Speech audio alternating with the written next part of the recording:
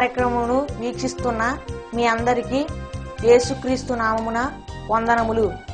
Jesus cares ministries వారి యేసే నా ఆదరణ అను కార్యక్రమమునకు స్వాగతము.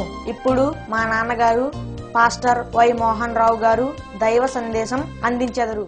ఈ టీవీ కార్యక్రమం చూస్తున్న ప్రియబిడ్డలందరికీ కూడా యేసుక్రీస్తు నామమున శుభాభివందనములు తెలియజేస్తున్నా. First I'm very thankful to God given this great opportunity to share this word of God with you. ప్రభునందు ప్రియులారా, బాగున్నారు కదూ? ఈ చక్కని సదావకాశాన్ని ఇచ్చినందుకు, వాక్యాన్ని మీతో పంచుకుంటున్నందుకు దేవునికి ఎన్నో కృతజ్ఞతాస్తుతులు మొట్టమొదటిగా చెల్లించుకొనుచున్నాం. దేవుని వాక్యాన్ని చదువుకునే ముందు చిన్న ప్రార్థన చేసుకుందాం. అందరూ తలలు వంచి కళ్ళు మూసుకోనండి. ప్రేమ కలిగిన మా ప్రభువా, కృప కలిగిన మా తండ్రి, మీ పరిశుద్ధమైన పాదములకు స్తుతులు స్తోత్రములు చెల్లించుకుంటున్నాము నాయన. ఇదిగో నా ప్రభువా, ఈ టీవీ కార్యక్రమం ద్వారా ఎంతమంది అయితే నీ ప్రజలు వాక్యాన్ని వినుచున్నారో నా ప్రభువా, వారి యొక్క హృదయాలను తెరవండి నాయన. నా తండ్రి, వారితో మాట్లాడండి నా ప్రభువా. మీ ప్రియ బిడ్డలు ఎవరైతే బాధల్లో ఉన్నారో, ఎవరైతే హింసల్లో ఉన్నారో, ఎవరైతే తీరని సమస్యలతోటి బాధపడుతూ ఉన్నారో నా ప్రభువా, వారందరిని ఒకసారి మీ దృష్టిలో పెట్టుకునండి నాయన. తగినటువంటి సహాయాన్ని చేయండి కృప కలిగిన మా ప్రభువా. తద్వారా మీరే గొప్ప దేవుడు, సత్యవంతుడు, నీతివంతుడు అనేటువంటి సత్యాన్ని వారు గుర్తెరిగి మీ అందు నమ్మకంగా జీవించగలిగినటువంటి కృపనే భాగ్యాన్ని మీ ప్రియబిడ్డలకు అనుగ్రహించమని, మీ ప్రియబిడ్డల యొక్క కుటుంబాల్లో గొప్ప మేళ్లను, అద్భుత కార్యాలు చేయమని, ఈ చిన్ని ప్రార్థన మీ పరలోక సన్నిధిలో చేరనిమ్మని మా ప్రభును ప్రియకుమారుడైన యేసునామమున వేడుకుంటున్నాం తండ్రి, ఆమేన్. వాక్యాన్ని వింటున్న మీకు మరి ఒకసారి దేవుని పేరిట వందనాలు చెల్లిస్తూ ఉన్నాం. దేవుడు కనికరము కలిగినటువంటి వాడు, గొప్ప దేవుడు, సత్యవంతుడు, జాలిపరుడు. ఆయన నమ్మినటువంటి బిడ్డలను ఎన్నడూ కూడా విడిచిపెట్టనటువంటి దేవుడు. అయితే మనము మన యొక్క మనసులని, మన యొక్క హృదయాన్ని దేవునికి దూరంగా ఉంచుతున్నాము. కాబట్టి మనం అనుకునేటువంటి కోరికలు, మనం ఏ తలంపులతో అయితే ఉంటున్నామో, ఏ మంచి కార్యాలు కావాలి, దేవుని ద్వారా పొందాలి అని అనుకుంటున్నామో, అవి పొందలేకపోతున్నామంటే అది మన యొక్క అసమర్థతే. దేవునిని నమ్ముకునేటువంటి బిడ్డలు, దేవుని యందు విశ్వాసం ఉంచేటువంటి బిడ్డలకు దేవునిని ఎక్కువగా పూజించేటువంటి బిడ్డలకు ఏ విధమైనటువంటి లోటు ఉండదని దేవుని యొక్క వాక్యం సెలవిస్తూ ఉంది. దేవుని యొక్క గ్రంథంలో అనేకమైనటువంటి వాగ్దానాలతో నిండి ఉన్నాయి. అయితే ఆ వాగ్దానాలన్నింటినీ కూడా మనము జాగ్రత్తగా చదివి అవి అర్థం చేసుకొని, ఒకవేళ అర్థం కాకపోయినట్లయితే మనం మోకరించి ప్రార్థన చేసి, ఏ విషయం అయితే మనకు అర్థం కాకుండా ఉన్నదో బైబిల్లో, ఈ వాక్యం ద్వారా నాతో మాట్లాడండి ప్రభువా అని మనము ప్రార్థన చేసుకున్నప్పుడు దేవుడు తప్పనిసరిగా ఈ వాక్యాన్ని అర్థం చేసుకోగలిగినటువంటి కృపనే, ధన్యతనే మనకు దయచేస్తూ ఉంటాడు. ఇది సత్యమైనటువంటి మాట. అయితే ప్రభునందు ప్రియులారా, మన జీవితాల్లో మన తల్లిదండ్రులను మనము గనపరుస్తూ ఉండాలి. ఎందుకనంటే తల్లిదండ్రులు కష్టపడి చెమటూర్చి మన కొరకు అనేక రకాలైనటువంటి పాట్లు పడి నా కుమారుణ్ణి, నా కుమార్తెను లేదా నా పిల్లల్ని ఒక మంచి భవిష్యత్తులో పెట్టి తీర్చిదిద్దాలి అనేటువంటి తపన మనల్ని కనినటువంటి తల్లిదండ్రులకు ఉంటూ ఉంటుంది. అయితే మనకు ఉద్యోగాలు వచ్చిన తరువాత, చక్కని భార్య దొరికిన తరువాత, మంచి పొజిషన్లో మనం ఉన్న తరువాత కొంతమంది ఏం చేస్తారంటే తల్లిదండ్రులను మర్చిపోయి తిరుగుతూ ఉంటారు. వారికి కావలసినటువంటి అవసరతలను, వసతులను వారి యొక్క వార్ధక్యములో వారికి కావలసినటువంటి పరిచర్య చేయలేనటువంటి స్థితిలో ఉంటూ ఉంటారు కొంతమంది అయితే ఏం చేస్తారంటే నా తల్లిదండ్రులు మంచి ఉద్యోగం వచ్చేంత వరకు ఎంతో శ్రమపడి మరి నాకు కావలసినటువంటి అవసరాలన్నింటినీ కూడా కష్టపడి తీర్చి నన్ను ఈ రకమైనటువంటి పొజిషన్లో ఉంచారు అనేటువంటి భావన కలిగి వారి యందు విధేయత కలిగి జీవిస్తూ ఉంటారు పిల్లలు. అటువంటి వారిని దేవుడు అత్యధికముగా ఆశీర్వదిస్తానని దేవుని యొక్క వాక్యంలో సెలవిస్తూ ఉంది. అయితే ఇంతకంటే ముఖ్యమైనటువంటి మాట ఏమిటంటే మనలను కలిగినటువంటి తల్లిదండ్రుల కంటే మనలను పెంచి పోషిస్తూ ఉండేటువంటి దేవుడు ఒకడున్నాడనేటువంటి సంగతే మీరు మర్చిపోకూడదు. ప్రభువు ఆయనే ప్రభు అయినటువంటి యేసుక్రీస్తు వారు మన కొరకు ప్రాణం పెట్టి మన కొరకు ఆ సిలువలో బలియాగమైపోయి ఆయన యొక్క ప్రశస్తమైనటువంటి రక్తాన్ని మన కొరకు చిందించి ఆయన సిలువలో బలియాగమైపోయాడు. ఆ విషయాన్ని మనము క్షణక్షణము కూడా మనము ఆలోచిస్తూ క్షణక్షణము కూడా వాటిని గుర్తు చేసుకుంటూ దేవుని ఎల్లప్పుడూ కూడా మనము ఘనపరుస్తూ ఉండాలి. అలా ఘనపరిచినటువంటి రోజున దేవుడు మనల్ని చూసి చాలా సంతోషిస్తాడు. ప్రియులారా, దేవుని వాక్యం చదువుకుందాం. మలాకి గ్రంథము 1వ అధ్యాయము 6వ వచనములో ఈ విధముగా మనతో మాట్లాడుతున్నారు. బైబిల్ ఉండేటువంటి వారు తెరిచి చూడవలసిందిగా కోరుచున్నాం. కుమారుడు తన తండ్రిని గణపరచును గదా, దాసుడు తన యజమానుని గణపరచును గదా, నా నామమును నిర్లక్ష్యపెట్టు యాజకులారా. కుమారుడు తన తండ్రిని ఘనపరచును గదా. చూసావా, తండ్రి నాకు చక్కని ఉద్యోగం రప్పించారు, నా తల్లిదండ్రులు నా గురించి శ్రమపడి ఉన్నారు, నా తల్లిదండ్రులకి కావలసినటువంటి సమయాన్ని అంతటినీ కూడా వెచ్చించి నా కొరకు వాళ్ళ యొక్క రక్తాన్ని చెమటగా మార్చుకొని నన్ను ఎంతవరకు చదివించారు, ఈరోజు నాకు ఉద్యోగం వచ్చింది దేవుని యొక్క కృప వలన అనేటువంటి నమ్మకము అనేటువంటి విశ్వాసము ఉండి ఏం చేయాలని తల్లిదండ్రులని ఘనపరిచినటువంటి కుమారులని కుమార్తెలను మనము చూస్తూ ఉన్నాం. అలాగా ఆ తండ్రిని ఆ తల్లిని ఘనపరిచినప్పుడు ఆ తల్లిదండ్రుల యొక్క మనసు ఎంతో సంతోషిస్తూ ఉంటుంది ఆ బిడ్డలను చూసి. అలాగే దాసుడు తన యజమానుని ఘనపరుచును కదా. ఒకళ్ళ కింద మనం ఉద్యోగం చేస్తున్నప్పుడు భవిష్యత్తు ఏర్పరిచినటువంటి ఆ యొక్క యజమానుడి పట్ల మనం ఎంతో విజేత కలిగి ఉంటాం. కొంతమంది అయితే ఒకప్పుడు నేను సిమెంట్ ఎలక్ట్రికల్ పోల్స్ తయారు చేసేటువంటి కంపెనీలో నేను పనిచేస్తూ ఉండేవాడిని. అయితే నా మీద ఒక ఆఫీసర్ ఉండే.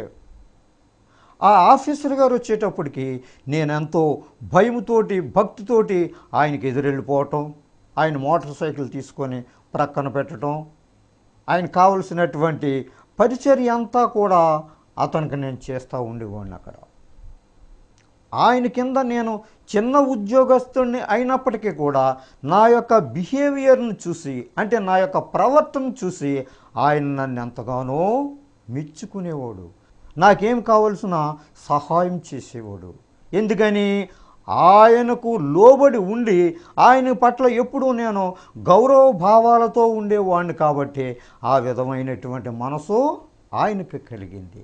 ఎందుకనంటే ఆయన ఎడల మంచి మనసుతోటి ఎల్లప్పుడూ ఆయన చేసినటువంటి ఆ యొక్క ఉపకారాలను నా మనసులో ఉంచుకొని నేను కూడా ఆయనకి ఎంతో విధేయత కలిగి ఉండేవాడిని. ఆయన నన్ను ప్రేమిస్తూ ఉండేవాడు. అలాగే ఇక్కడ దేవుని వాక్యం ఏం చెప్తా ఉందంటే, దాసుడు తన యజమానుని గణపరచును కదా, అలాగే నేను దాసుడిని ఆయన క్రింద ఆయన మనం గణపరిచినట్లయితే ఆయన మనల్ని చూసి సంతోషిస్తూ ఉండేవాడు. నేను తండ్రినైతే నాకు రావలసిన ఘనత ఏమాయను? ప్రభువారు మనల్ని ఒక ప్రశ్న అడుగుతున్నారు. నేను మీకు తండ్రిని కదా, నేను సృష్టించినటువంటి సృష్టికర్తను నేనే కదా, నీకు చక్కని ఆరోగ్యం ఇచ్చినటువంటి వాడిని నేనే కదా, మంచి ఉద్యోగం ఇచ్చినటువంటి వాడిని నేనే కదా, ప్రభు అయినటువంటి యేసుక్రీస్తు నీ అనేటువంటి విశ్వాసము నీలో ఉంచుకున్నట్లయితే నీవు మంచిగా ఇంకా అనేకమైనటువంటి తలాంతులు నువ్వు పొందుతావు.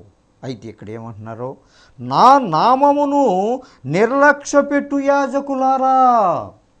కొంతమంది అయితే నన్ను కనపరుస్తూ ఉంటున్నారు, అయితే నా నామాన్నే కొంతమంది నిర్లక్ష్య పెడుతున్నారు. ఉద్యోగం రానంతసేపు ప్రభువా నాకు ఉద్యోగం ఎప్పుడు వస్తుంది, వ్యాధి తగ్గనంత సేపు కూడా ప్రభువా నన్ను వ్యాధి నుంచి విడుదల దయచే, ఈ కష్టాల్లో నుంచి నన్ను విడుదల దయచే, ఈ కోర్టు సమస్యల నుంచి నన్ను విడుదల చేయి అనేటువంటి ప్రార్థనలు నువ్వు ఎప్పుడు చేస్తానే ఉన్నావు ప్రభువారికి. ఇప్పుడు ఆ కష్టాలతోటి నీవు సతమతమవుతూ ఉన్నప్పుడు దేవుని ఎక్కువగా ఆరాధిస్తూ ఉంటున్నావు. అయితే ఈ కష్టాలన్నీ తొలగిన తర్వాత ఏమంటున్నావు, మళ్ళీ ఆయన నామాన్ని నిర్లక్ష్య పెడుతున్నావు. దేవుడు చేసినటువంటి ఆ యొక్క ఆశ్చర్య కార్యాలను గురించి నువ్వు తలపోసుకుంటలేదు. దేవుడు చేసినటువంటి ఆ గొప్ప కార్యాలను గురించి నీకు ఆ ఆలోచనే లేదు. అందుకని ప్రభువారు చెప్తుండేటువంటి మాట ఏంటంటే, నా నామమును నిర్లక్ష్య పెట్టు యాజకులారా. నా నామాన్ని నువ్వెందుకు మర్చిపోయావు? మీరు నన్ను ఎందుకు తృణీకరిస్తున్నారు? నేను తండ్రినైతే నాకు రావలసిన ఘనత ఏమాయను? అయితే దేవుడు గొప్పవాడు, హలో బ్రదర్ నాకు చక్కని ఉద్యోగం మరి వచ్చింది ప్రభువారి దయ వలన అని నువ్వు చెప్తానే ఉన్నావు, బాగానే ఉంది, మంచిదే అంతవరకు. అయితే నాకు రావలసినటువంటి ఘనత ఏది? దానికి చేయవలసినటువంటి ప్రతిఫలం నువ్వు ఏమి చూపిస్తున్నావు? నేను యజమానుడనైతే నాకు భయపడువారు ఎక్కడ ఉన్నాడు? చూసారా ప్రియులారా, దేవుడు మనల్ని అడుగుతుండేటువంటి ప్రశ్నలు ఏమని? నాకు రావలసినటువంటి ఘనత ఏమాయను? ఒకటే, నేను యజమానుడైతే నాకు భయపడువాడు ఎక్కడ ఉన్నాడో? నీ చేతి నిండా డబ్బు వచ్చిన తర్వాత నీ అవసరాలన్నింటినీ కూడా దేవుడు తీర్చిన తర్వాత ఏం చేస్తున్నారంటే, దేవుణ్ణి లెక్క చేయకుండా దేవునికి రావలసినటువంటి ఆ యొక్క కృతజ్ఞతాస్తుతులు చెల్లించకుండా దేవునిని మర్చిపోయి తిరిగినటువంటి ప్రజలని మనం ఎంతోమందిని చూస్తున్నాం ప్రియులరా. కాబట్టి దేవుడు ఈ విధంగా మనల్ని అడుగుతున్నాడు అని సైన్యములకు అధిపతియగు యెహోవా మిమ్మును అడుగగా. చూసారా, జరగబోయేటువంటి మాట ఇక్కడే చెప్తున్నారు. కాబట్టి దేవునికి రావలసినటువంటి ఘనత, దేవుని ద్వారా మనము అనేక రకాలైనటువంటి ఉపయోగాలు పొందిన తరువాత దేవునికి రావాల్సినటువంటి ఘనతను గురించి మనం ఆలోచించటం లేదు. నేను కష్టపడి చదివాను బ్రదర్, చాలా టెస్టులు రాశాను బ్రదర్, బ్యాంక్ టెస్టులు రాశాను, రైల్వే టెస్టులు రాశాను, ఇవన్నీ కూడా చాలా కష్టపడి చదివి రాశాను అని చెప్తాడే తప్ప దేవుని యొక్క కృప వలన నాకు ఈ విధమైనటువంటి గొప్ప సహాయం జరిగింది అనేటువంటి మనసు ఎందరికో కానీ ఉండదు. అలా ప్రతి విషయంలోనూ కూడా దేవునిని ఘనపరిచినట్లయితే దేవుడు ఇంకా అత్యధికముగా నిన్ను ఆశీర్వదిస్తాడనేటువంటి సంగతి నీవు మర్చిపోకూడదు ప్రియులారా. ఏమి చేసినా నామమును నిర్లక్ష్య పెట్టిదమని మీరు అనుకొందురు. అయితే మరి దేవుని గురించి మనం ఏంటయ్యా నిర్లక్ష్యం చేసాం, దేవుణ్ణి ఎందుకు మర్చిపోయి తిరిగాం అని మీరు అనుకోవచ్చు. కానీ అది కాదు. దేవుడు ఏమంటున్నారంటే, యెహోవా భోజనపు బల్లను నీచపరచనందుచేతనే కదా. ఇంకో మాట, గ్రుడ్డి దానిని తీసుకొని బలిగా అర్పించిన ఎడల అది దోషము కాదా? అయితే నాకు ఉద్యోగం వచ్చింది, ఎంప్లాయీని అయ్యాను నేను రైల్వేలో, లేకపోతే బ్యాంక్ ఎంప్లాయీని అయ్యాను. బ్యాంక్ ఎంప్లాయీ అయిన తర్వాత ఈయన ఏం చేస్తాడంటే, మరి మంచి ఉద్యోగం వచ్చిన తర్వాత ఏదో ఒక 500 రూపాయలు ఆ కుర్చీయో లేకపోతే దేవుని సన్నిధిలో కావలసినటువంటిది ఆ యొక్క బల్లో ఏదో ఒకటి ఆయన తయారు చేసేస్తాడు. తయారు చేయించి అదెంత 200-300 పెట్టి కొని ఇస్తాడు కొంతమంది. అయితే దేవుడిచ్చినటువంటి మేళ్ళు, దేవుడిచ్చినటువంటి తలాంతులు ఎన్నో కొన్ని వేల రూపాయలు విలువ కలిగినటువంటి ఉద్యోగం నీకు ఇస్తే దేవుని సన్నిధిలోకి తీసుకొచ్చినటువంటిది ఎంత ఖరీదైనదే, ఇరిగిపోయినటువంటి కుర్చీ ఒకటి ఇస్తాడు. ఇలాగ మనం ఎన్నో సందర్భాల్లో మనం చూస్తూ ఉన్నాం ప్రియులారా. కానీ దేవునికి ఇవ్వవలసినటువంటి కానుక అటువంటిది కాదు. దేవుడు అనేకమైనటువంటి తలాంతులతోటి నిన్ను నింపాడు కాబట్టి నీవు ఎక్కువ విలువ కలిగినటువంటి వస్తువులు దేవునికి ఇచ్చినట్లయితే దేవుడిని యందు ఎంతో సంతోషిస్తాడు. ఇంకోమేమంటున్నారంటే, కుంటిదానినైనను రోగము గలదానినైనను అర్పించిన ఎడల అది నా దోషము కాదా?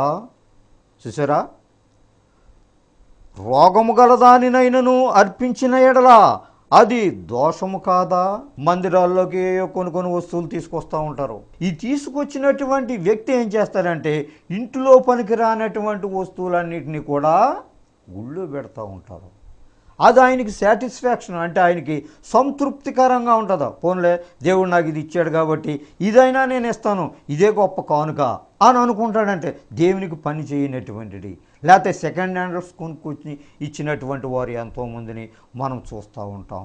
అది కాదు ప్రియులారా, దేవుని ద్వారా మనము అనేకమైనటువంటి మేళ్ళు పొందినప్పుడు మనం ఏం చేయాలంటే దేవుని కొరకు అత్యధికమైనటువంటి విలువ కలిగినటువంటి వస్తువులను మనం ఇవ్వాలి.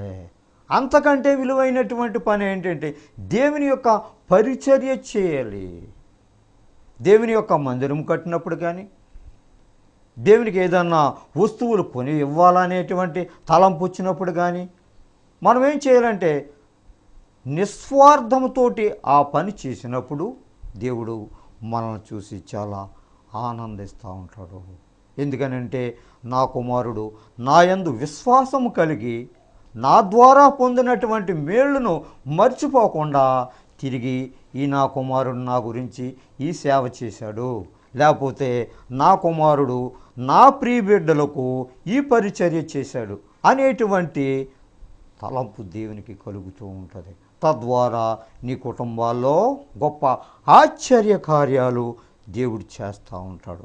కుంటిదానినైనను రోగము గలదానినైనను అర్పించిన ఎడల అది దోషము కాదా?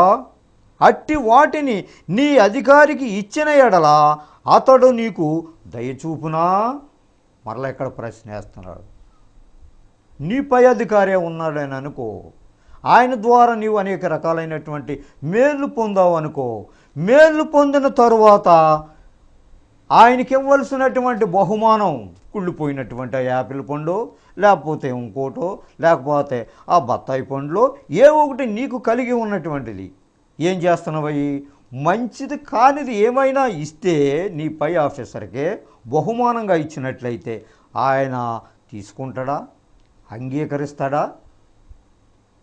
కాబట్టి ఆయన మనసు ఎంతో బాధపడుతూ ఉంటుంది. ఎందుకని ఈ నా కుమారుడికి ఈ ప్రియ బిడ్డకే నేనెంతో ఉపకారం చేశాను. అయితే ఉపకారం చేసినటువంటి దానికి ఏం చేశాడు ఈయన? ఈ డికే అయిపోయినటువంటి యాపిల్ పండు తీసుకొచ్చాడు. ఎవరు తీసుకురమ్మన్నారు యాపిల్ పండుని? పాడైపోయే యాపిల్ పండుని.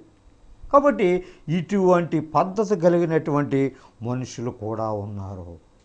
దేవుని యందు ప్రియులారా, దేవుడు చెప్పేటువంటి మాట ఏంటంటే అటువంటి నీవు ఇచ్చిన ఎడల అతడు నీ యందు దయచూపున నిన్ను అంగీకరించునా? నిన్ను లక్ష్య పెడతాడా?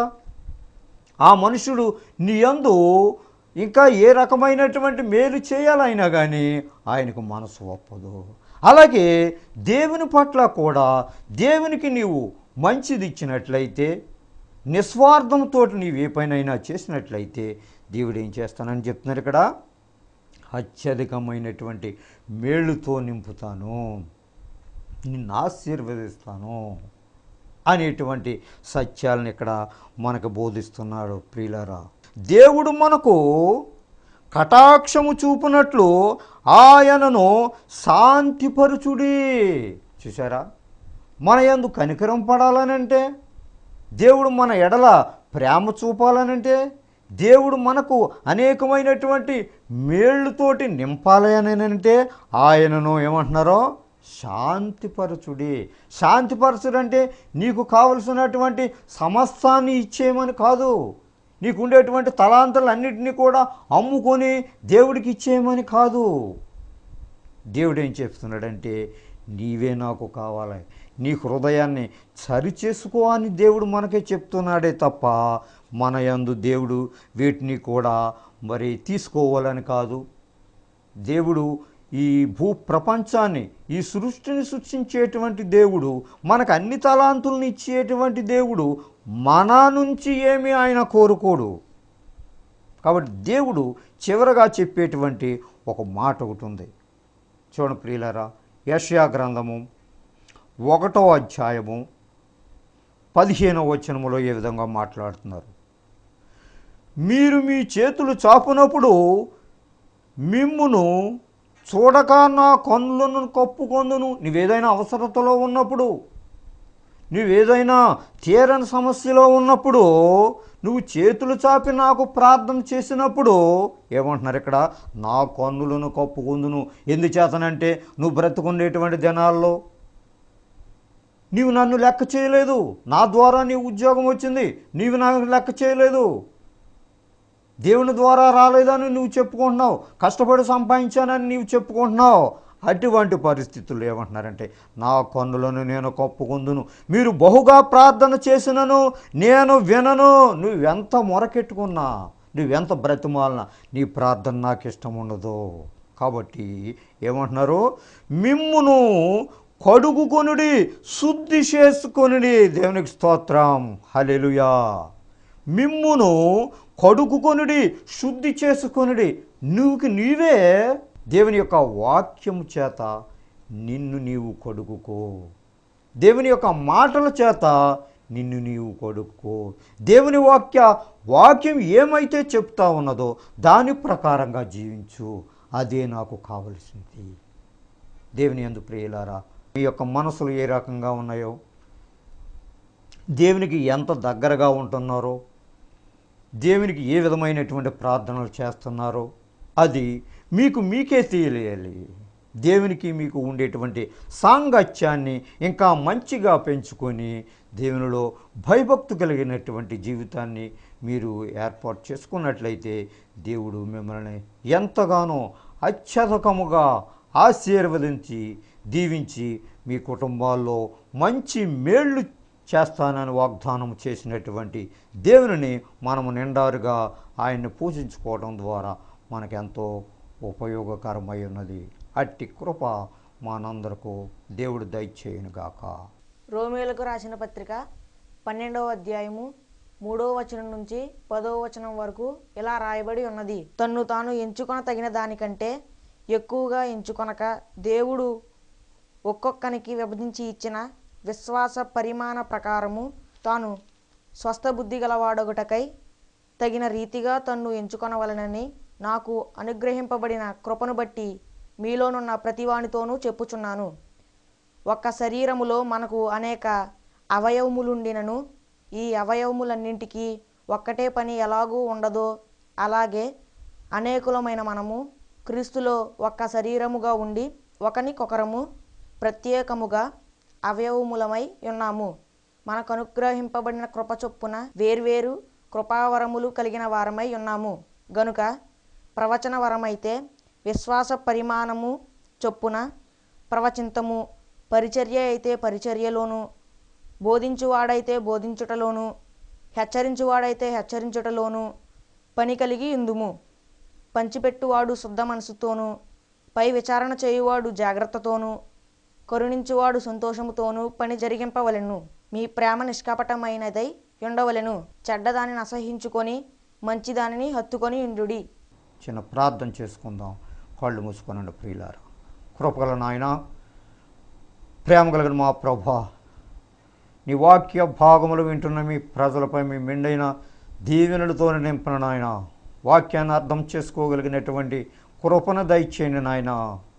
ప్రేమ కలిగిన ప్రభా, మీ ప్రియబిడ్డలో ఎవరైనా అనారోగ్యంతో ఉంటే ఇప్పుడే వారిని ముట్టండి, స్వస్థపరచండి నాయన, మంచి ఆరోగ్యాన్ని దయచేయండి నాయ ప్రభువా.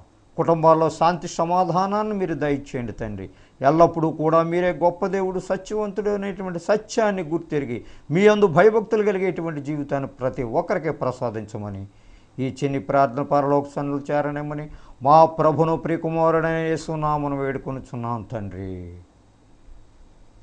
మీ అందరికీ వందనాలు. God bless you. దైవ సందేశం విని దీవెనలను పొందారని నమ్ముచున్నాము. సలహాలకు, సందేహాలకు, ప్రార్థనల కొరకు మమ్ములను తప్పక సంప్రదించండి. మా చిరునామా పాస్టర్ వై మోహన్ రావు గారు, Jesus Cares Ministries, Dommeru post 534351, Kovvur మండలం, west Godavari district, Andhra Pradesh, S India. మా phone number 9652128511. Our email address mohany7@yahoo.com. మా చిరునామా పాస్టర్ వై మోహన్ రావు గారు, Jesus Cares Ministries, Dommeru post 534351, Kovvur మండలం, పశ్చిమ గోదావరి జిల్లా, ఆంధ్రప్రదేశ్, ఎస్ ఇండియా. మా ఫోన్ నంబర్ 9652128511. మా ఈమెయిల్ అడ్రస్ mohany7@yahoo.com.